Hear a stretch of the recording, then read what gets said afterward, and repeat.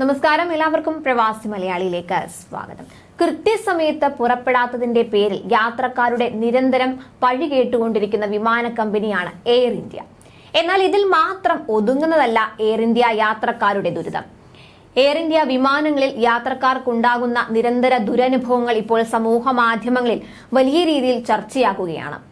റീലുകളും വീഡിയോകളും ചിത്രങ്ങളുമായി യാത്രക്കാർ എയർ ഇന്ത്യയിലെ ദുരിതങ്ങൾ പങ്കുവയ്ക്കുന്നുണ്ട്.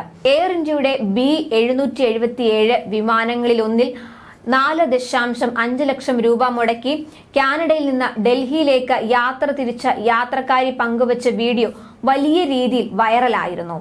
വിമാനത്തിനുള്ളിലെ തകർന്ന സീറ്റുകൾ, അതുപോലെ കേടായ റിമോട്ടുകൾ, സ്ക്രീനുകളിലെ തകരാറുകൾ, മോശം സർവീസ്, അതുപോലെ വൃത്തിയില്ലായ്മ തുടങ്ങിയ നിരവധി പരാതികളാണ് യാത്രക്കാർ ഉന്നയിക്കുന്നത്. ടാറ്റ ഗ്രൂപ്പ് എയർ ഇന്ത്യയുടെ നിയന്ത്രണം ഏറ്റെടുത്തതിന് പിന്നാലെ നിരവധി തവണ വിമാന കമ്പനി വാർത്തകളിൽ നിറഞ്ഞിട്ടുണ്ട്. കഴിഞ്ഞ ദിവസം എക്സിൽ പങ്കുവെക്കപ്പെട്ട ഒരു കുറിപ്പ് വലിയ ചർച്ചയായി മാറിയിരുന്നു. ഒരു ട്വിറ്റർ ഉപയോക്താവ് എയർ ഇന്ത്യയിൽ നിന്നുള്ള ചിത്രം സഹിതം തന്റെ ദുരനുഭവം പങ്കുവച്ചത്.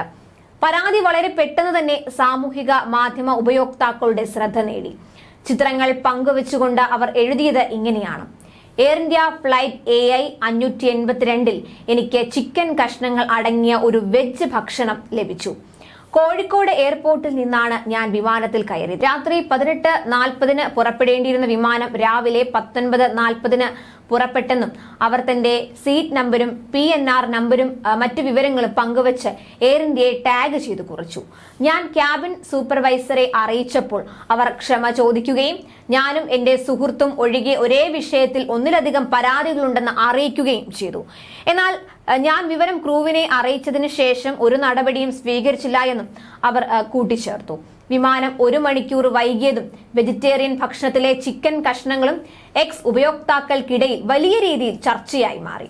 പിന്നാലെ നിരവധി എക്സ് ഉപയോക്താക്കൾ വിവരം DGCA കേന്ദ്രമന്ത്രി ജ്യോതിരാദിത്യ സിന്ധ്യ തുടങ്ങിയവരെ ടാഗ് ചെയ്ത് നടപടിയും ആവശ്യപ്പെട്ടു. പിന്നാലെ എയർ ഇന്ത്യ ഇതിൽ മറുപടിയുമായി രംഗത്തെത്തി. പങ്കുവച്ച വിശദാംശങ്ങൾ ഒഴിവാക്കാനും ഒപ്പം പരാതിക്കാരിയുടെ PNR നമ്പർ പങ്കുവയ്ക്കാനും അഭ്യർത്ഥിച്ചു. പിന്നാലെ പ്രതികരണവുമായി പരാതിക്കാരി തന്നെ രംഗത്ത് വരികയായിരുന്നു. താൻ ഉന്നയിച്ച പ്രശ്നത്തിന് അവർ ക്ഷമ ചോദിക്കുക മാത്രമാണ് ചെയ്തത്.